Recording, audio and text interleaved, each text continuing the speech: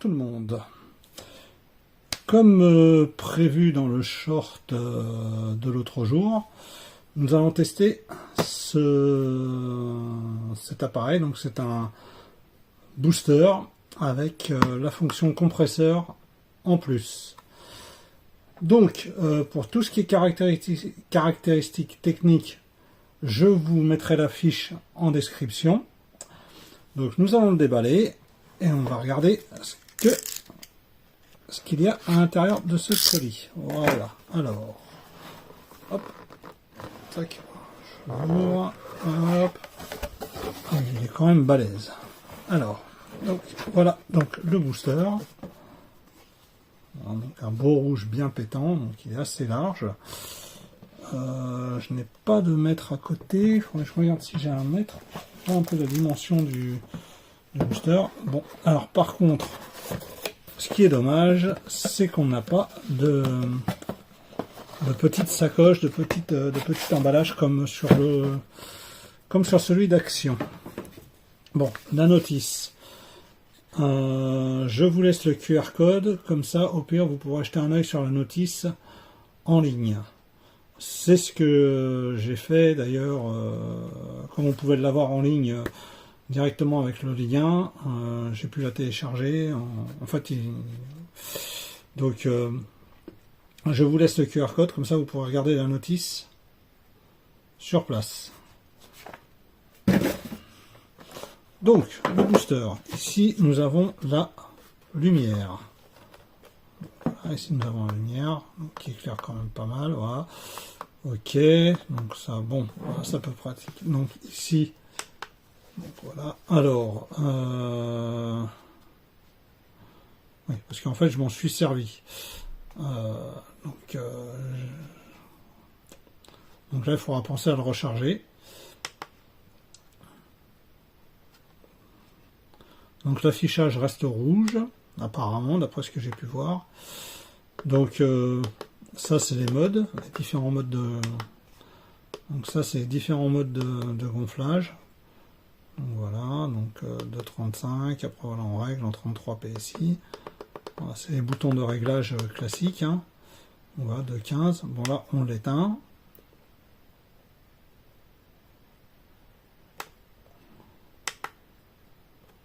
S'il veut bien s'éteindre, ce serait bien. Donc, ok, donc là, KPA, ok, on s'en fiche. Donc, je voudrais qu'il s'éteigne. Voilà, donc après, ici. Donc ici, c'est le port de charge en USB type C. Ici, en USB type C pour recharger. Et ici aussi en USB type A. Ici, nous avons donc le connecteur pour brancher le câble, pour brancher les pinces. Donc, dans cet emballage, nous avons donc le câble de charge, le petit, voilà, les petites pinces qui vont bien. Donc, là, on le pose comme ça. Derrière ici, on a les embouts. Ça, c'est pas mal, ça évite que ça traîne. Vous voyez, donc là, on est. Alors, combien on a d'embouts de gonflage? D'accord, on en a, vous voyez, on a les deux. Alors, il ne faut pas avoir les grosses mains pour les sortir. Mais, vous voyez, on les a tous. Donc ça, c'est pas mal, ça. D'avoir les embouts de gonflage dissimulés à l'intérieur, comme ça, ça évite de les perdre, et ça évite aussi de les chercher si on les... on en a besoin, de les avoir sous la main. Donc ça, c'est pas mal. Bon, on va les ranger. Alors, comment ça se rentre? Comme ça. Ça, si en fait, il faut pouvoir les ranger. Hop, j'ai peut-être une idée. Alors, attendez, je le pose. Hop.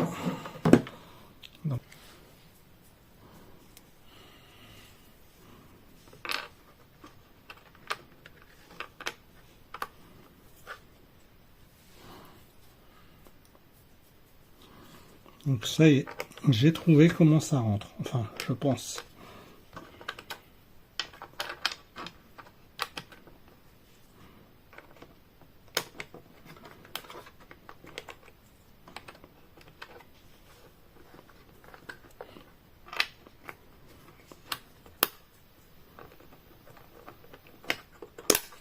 Et voilà. Donc, là, si je branche ça, ici, il y a un plat qu'on ne peut pas se tromper. De toute façon, vous ne pouvez pas vous tromper. Le plat va comme ceci. Donc là, bien veiller à enfoncer la prise à fond, pas comme moi. Voilà, donc là, ça clignote. Je pense qu'il clignote pour dire j'attends d'avoir du jus.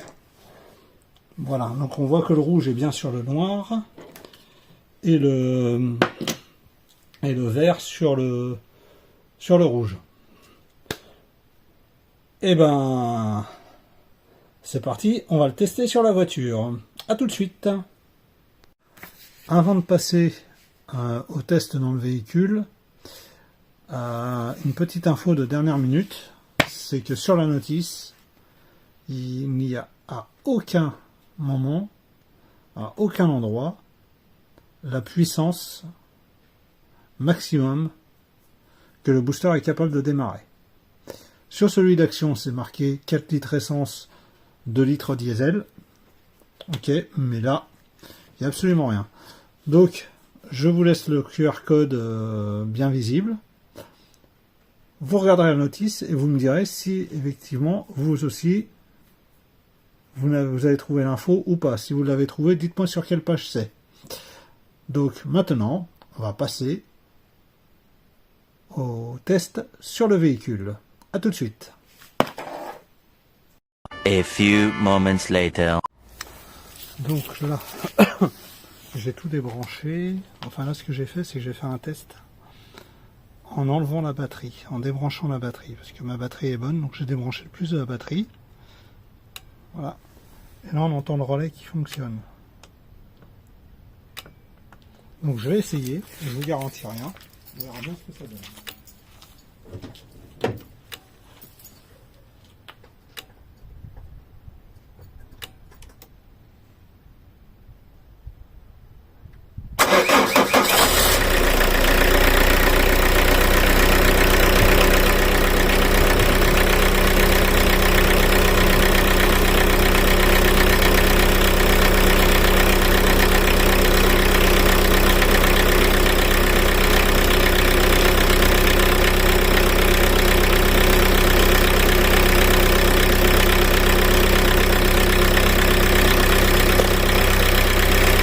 Ça marche.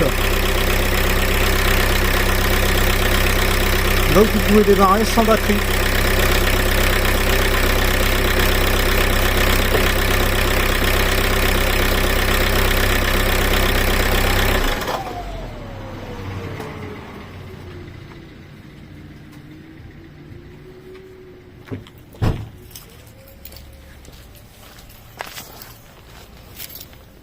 Bon. Je rebranche tout ça, je vous reprends juste après. A few moments later. Maintenant, on va tester la partie compresseur. Bon, je vais faire qu'une roue, hein, parce que de toute façon, ça suffit. On va juste contrôler les autres, histoire de voir ce que ça donne. Tac. Hop. Alors, l'avantage, c'est que l'embout est plutôt assez long. Donc ça, j'ai toujours un peu. Alors.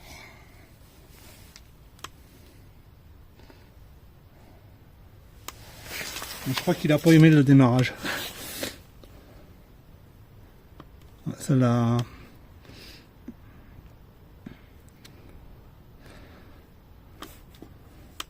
Je crois que le démarrage sans la batterie, il n'a pas aimé. Ah si, ça y est. Donc là, on est à 2,5. Bon, alors attention, ça va faire du bruit. Je vais le mettre à 2... 2,3. C'est parti. Ah. Donc ça veut dire que je suis à 2,5.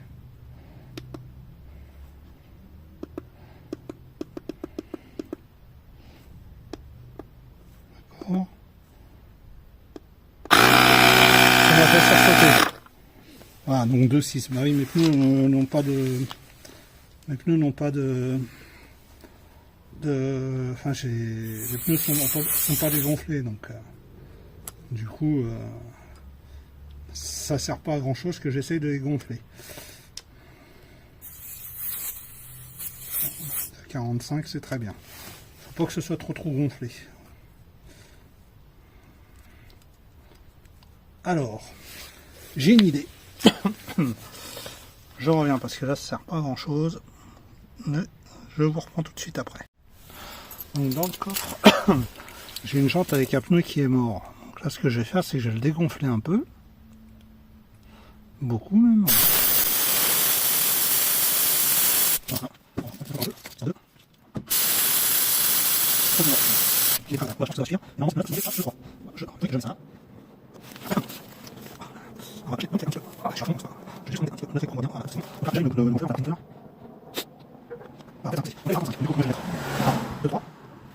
Et on va voir en combien de temps ça...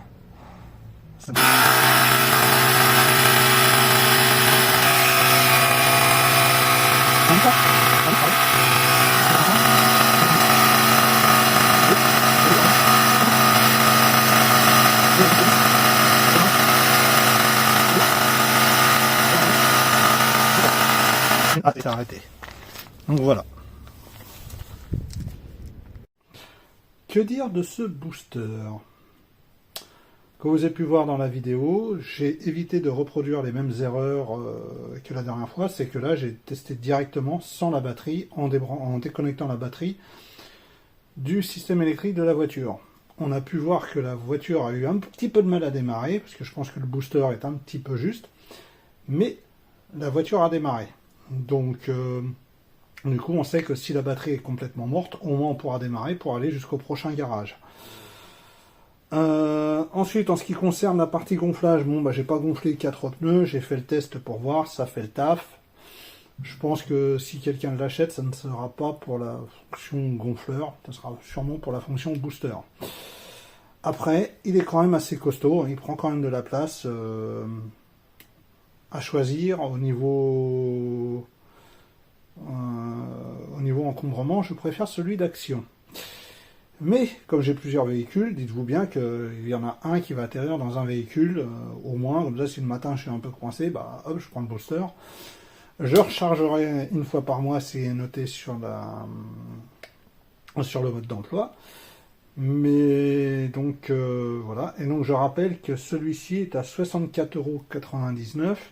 Donc, ce qui fait que si on fait le calcul, donc il fait gonfleur, plus booster, entre guillemets, donc si on achète les deux séparément Action, on a pour 54,90 €. Donc pour un prix relativement voisin, on a un appareil qui fera le taf.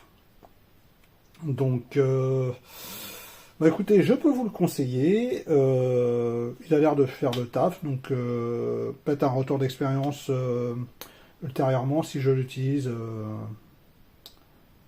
souvent. Donc voilà, à bientôt. Merci d'avoir regardé et abonnez-vous.